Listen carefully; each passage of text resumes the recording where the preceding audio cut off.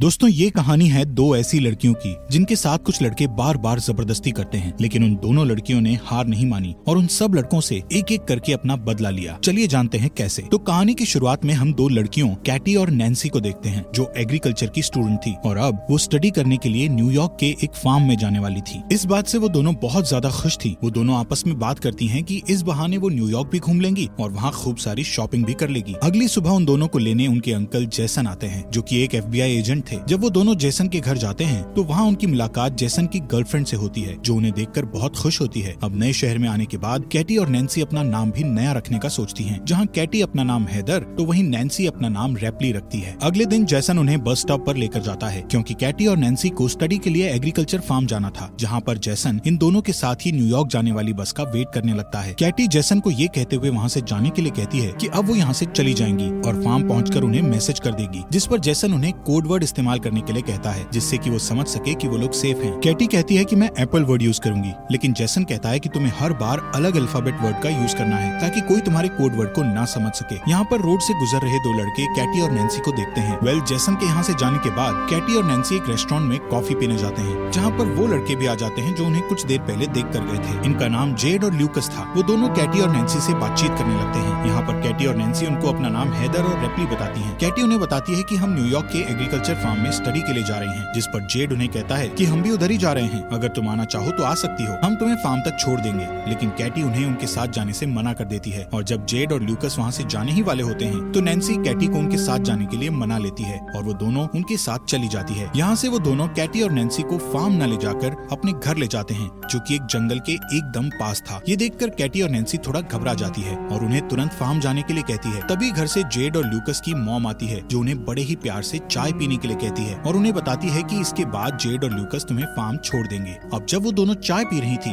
तभी कैटी के पास उनके अंकल जेसन का मैसेज आता है, जिस पर कैटी उन्हें कोड वर्ड एप्पल लिखकर रिप्लाई कर देती है, जिससे जेसन समझता है कि वो दोनों सेफली फार्म पहुंच चुकी हैं। वहीं इधर ल्यूकस की मॉम उनको कुछ खाने के लिए देती है, जिसे खाते ही कैटी और नैन्सी को नशा चढ़ने लगता है क्योंकि उस खाने में ड्रग्स मिला हुआ था, जिससे वो दोनों समझ जाती है कि उनके साथ कुछ गलत किया जा रहा है। इसलिए वो दोनों वहाँ से भागने की कोशिश करती है, लेकिन थोड़ी दूर जाकर वो बेहोश होकर नीचे गिर जाती है, जिसके बाद जेड और ल्यूकस उन्हें उठाकर वापस अपने घर में ले जाते हैं। अगले दिन जब उन्हें होश आता है तो वो दोनों खुद को जंगल में पाती हैं। उनके हाथ लोहे की जंजीरों से बंधे हुए थे। ये सब देखकर वो दोनों बहुत ज्यादा डर जाती हैं और हेल्प के लिए चिल्लाने लगती हैं। तभी वहाँ जेड आता है और उन्हें बताता है कि तुम जंगल की ऐसी जगह पर हो जहाँ दूर दूर तक कोई भी इंसान नहीं है, इसलिए तुम्हारे चिल्लाने का कोई फायदा नहीं है। कुछ देर बाद वहाँ बोरिस नाम का एक आदमी आता है जो कैटी को उसका फोन दिखाता हुआ उससे कहता है कि तुम्हारे फोन पर किसी जेसन नाम के आदमी ने मैसेज किया है, जिसे तुमने पिछली बार मैसेज में उसको एप्पल लिखकर भेजा था। वो उन दोनों से इसका मतलब पूछने लगता है, जहाँ कैटी उन्हें बताती है कि एप्पल एक कोडवर्ड है जिसका मतलब है कि वो लोग ठीक हैं। इसके बाद बोरिस जैसन को रिप्लाई करता हुआ लिखता है कि सब कुछ ठीक है, हम फन कर रहे हैं, और कोडवर्ड के लिए वो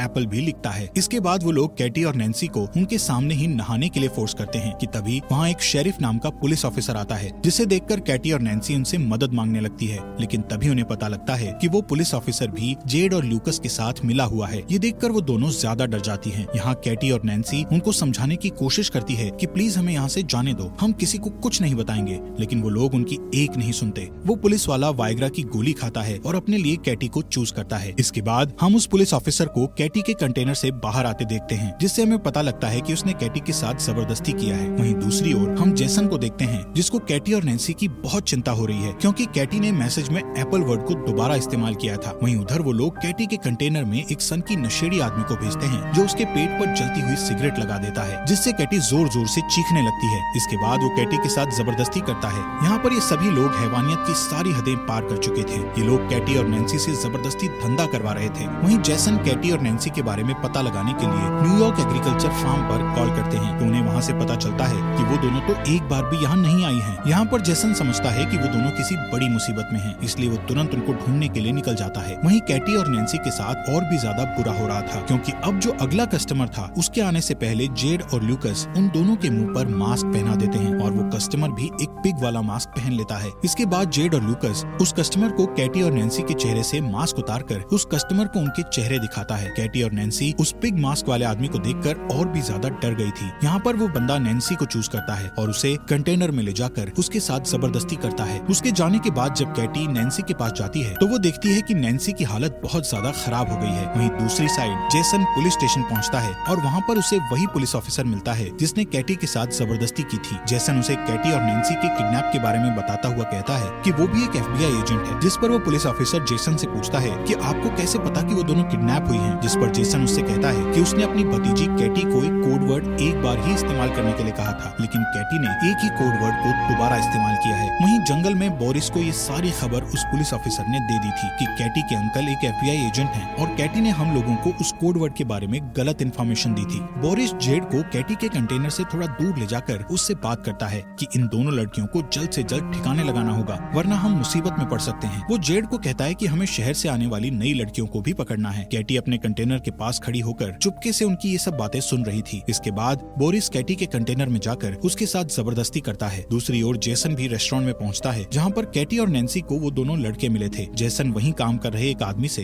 कैटी और नैन्सी के बारे में पूछता है, जहाँ वो आदमी उसे बोरिस की गाड़ी के बारे में बताता है। अगले दिन कैटी नैन्सी को बताती है कि वो लोग उन्हें मारने की प्लानिंग कर रहे हैं। तभी वहाँ जेड और बोरिस उसी नशेड़ी आदमी को अपने साथ लाते हैं जिसने कैटी के साथ जबरदस्ती की थी। वो उस नशेड़ी आदमी को कहते हैं कि हम दोनों जल्दी ही वापस आते हैं, तब तक तुम इन दोनों पर नजर रखना कि कहीं ये यहाँ से भाग न जाएं। उनके वहाँ से जाते ही कैटी उस नशेड़ी को अपनी ओर अट्रैक्ट करती है और उसे अपने साथ इंटीमेट होने के लिए उकसाती है। अब जैसे ही कैटी उस नशेड़ी के करीब जाती है तो कैटी उसके गले पर जोर से काट लेती है, जिससे उसके गले से खून निकलने लगता है और वहीं पर उस नशेड़ी की मौत हो जाती है। इसके बाद वो दोनों अपनी हथकड़ियाँ खोलकर वहाँ पर छुप जाती हैं और जब वो पुलिस वाला वहाँ पहुँचता है तो वो दोनों चुपके से उसकी गाड़ी लेकर वहाँ से निकल जाती हैं। यहाँ से वो दोनों एक मॉल में जाकर बहुत सारा अजीब सा सामान खरीदती है, जैसे हथौड़े, बहुत सारी कीलें, टेनिस बॉल और बहुत खतरनाक हथियार। इसके बाद वो मॉल के कैशियर के पास जाकर उससे बोरिस के घर का एड्रेस पूछती हैं, जिस पर वो उन्हें बोरिस के घर का एड्रेस बता देता है। वहीं जेसन बोरिस की कार इंश्योरेंस कंपनी में पहुंचता है और वहाँ पर उसे बोरिस के घर का पता मिल जाता है। यहाँ बोरिस अपने घर पर म्यूजिक लगाकर एंजॉय कर रहा था कि तभी वहाँ कैटी और नैन्सी आती हैं और टेनिस बॉल पर बहुत सारी कीलें लगाकर उसके मुंह पर मारती हैं, जिससे वो बेहोश हो जाता है और जैसे ही उसे होश आता है तो वो खुद को टेबल से बंधा पाता है। बोरिस उन्हें खुद को छोड़ने के लिए बहुत सारे पैसों का लालच देता है, लेकिन कैटी और नैन्सी को तो सिर्फ अपना बदला चाहिए था। यहाँ उनके अंकल जेसन भी बोरिस के घर के बाहर पहुँच गए थे। वहीं घर के अंदर कैटी और नैन्सी बोरिस से उस मास्क वाले आदमी का एड्रेस पूछती हैं, जिस पर बोरिस उन्हें उसका एड्रेस बता देता है। इसके बाद वो दोनों उसके पिछवाड़े में कीलों से भरा हुआ एक बेसबॉल घुसा देती हैं। बोरिस के चिल्लाने की आवाज सुनकर जेसन जल्दी से घर के अंदर जाता है, जहाँ पर जेसन को बोरिस मरा हुआ दिखता है। तभी उसे घर के पीछे गाड़ी की आवाज सुनाई देती है और जब तक वो बाहर जाता है तब तक कैटी और नैन्सी गाड़ी लेकर निकल चुकी थी। जेसन जल्दी से वापस पुलिस स्टेशन जाता है और उस पुलिसमैन से दोबारा कैटी और नैन्सी के बारे में पूछने लगता है। तभी जेसन कैटी को कॉल लगाता है तो उसे पता लगता है कि कैटी का फोन उस पुलिसमैन के पास ही है। अब इससे पहले कि जेसन कुछ कर पाता, पुलिसमैन उसके पीछे गन पॉइंट करके खड़ा हो जाता है। दूसरी ओर कैटी और नैन्सी एक चर्च में पहुंच जाते हैं, जहां हमें पता चलता है कि वो पिग मास्क वाला आदमी कोई और नहीं बल्कि इस चर्च का फादर है। इसके बाद नैन्सी एक बेसबॉल बैट लेकर वहां उसके पास पहुंचती है तो वो नैन्सी को एकदम से पहचान लेता है और तभी कैटी पीछे से उस पर बेसबॉल से अटैक करके उसे बेहोश कर देती है। वो दोनों उसे गाड़ी के पीछे बांधकर घसीटते हुए टाउन में लेकर आती हैं और वहाँ एक दुकान से माचिस और पेट्रोल खरीदकर उस पर पेट्रोल छिड़ककर उसे जिंदा ही जलाकर मार डालती हैं। वहीं जेसन को उस पुलिस वाले ने कैद कर रखा था। कुछ देर बाद वो दो नई लड़कियों को किडनैप करके वहाँ लाता है और जब वो उन लड़कियों के साथ जबरदस्ती करने लगता है तभी पीछे चुपके से कैटी और नैन्सी वहाँ आकर बेसबॉल से उसके सर पर अटैक करके उसे बेहोश कर देती हैं। जब उसे होश आता है तो वो खुद को कुर्सी से बंधा हुआ पाता है और उन दोनों से माफी मांगने लगता है। तभी कैटी गन में सिर्फ एक बुलेट डालकर उसे डराती है और वो दोनों बारी बारी से उस पर गन से शूट करने लगती है, लेकिन वो सभी शूट में बच जाता है, जिससे वो थोड़ा मुस्कुराता है। लेकिन अगले ही सेकंड में कैटी उसे फाइनल शूट करके जान से मार देती है। इसके बाद कैटी और नैन्सी वहाँ मौजूद दोनों लड़कियों को पूरी तरह से फ्री करके उन्हें जेसन को खोलने के लिए कहती है और खुद वहाँ से चली जाती हैं। वो लड़कियाँ जेसन की रस्सी खोलकर उसे बताती हैं कि उन लड़कियों ने हमें ऐसा करने को कहा। यहाँ पर जेसन को पूरी बात समझ आ जाती है कि वो दोनों लड़कियाँ कोई और नहीं बल्कि कैटी और नैन्सी ही हैं। वहीं हम जेड और ल्यूकस की मॉम को देखते हैं जो इस समय ड्रिंक कर रही थी। तभी उसे अजीब सा नशा होने लगता है, जिससे वो वहीं पर गिरकर बेहोश हो जाती है। इसके बाद जब उसे होश आता है तो वहाँ कैटी और नैन्सी ने उसको बेसमेंट में कुर्सी से बांध रखा होता है। उन दोनों ने जेड को भी उसके बिल्कुल सामने वहीं पर बांध रखा था। यहाँ पर कैटी और नैन्सी जेड को उसकी मॉम की आंखों के सामने ही बेसबॉल मारकर नीचे गिरा देती हैं और फिर दोनों बेसबॉल बैट से मारते हुए उसे जान से मार देती हैं, जिससे उसकी मॉम जोर जोर से रोने लगती है। फिर वो उसकी मॉम को ल्यूकस के पास लेकर जाती है, जहाँ वो ल्यूकस के हाथ में बेसबॉल बैट देकर उसकी ही मॉम को उसे मारने के लिए कहती है और उसे धमकाती है कि अगर तुमने ऐसा नहीं किया तो हम तुम्हें गोली मार देंगे। लेकिन लूकस ऐसा नहीं कर पाता, जिससे नैन्सी उसे गन से शूट करके मार डालती है। इसके बाद वो उसी गन को साफ करके लूकस के हाथ में पकड़ा देती है, जिससे कि पुलिस को लगे कि वो लोग आपस में ही लड़कर मर गए हैं। इसके बाद उनकी मॉम कैटी और नैन्सी को कहती है कि अगर तुम मुझे नहीं मारोगे तो मैं तुम्हें बहुत सारे पैसे दे सकती हूँ। उसकी बात सुनकर कैटी और नैन्सी बहुत हंसती है और फिर कैटी एक कटिंग मशीन से उसका धड़ उसकी बॉडी से अलग कर देती है। कुछ दिनों बाद जैसन कैटी और नैन्सी के घर जाता है, जहाँ पर हम देखते हैं कि कैटी और नैन्सी दोबारा से न्यूयॉर्क एग्रीकल्चर फार्म में अपने अंकल जैसन के साथ जा रही थी और फाइनली वो न्यूयॉर्क एग्रीकल्चर फार्म में पहुँच जाती है।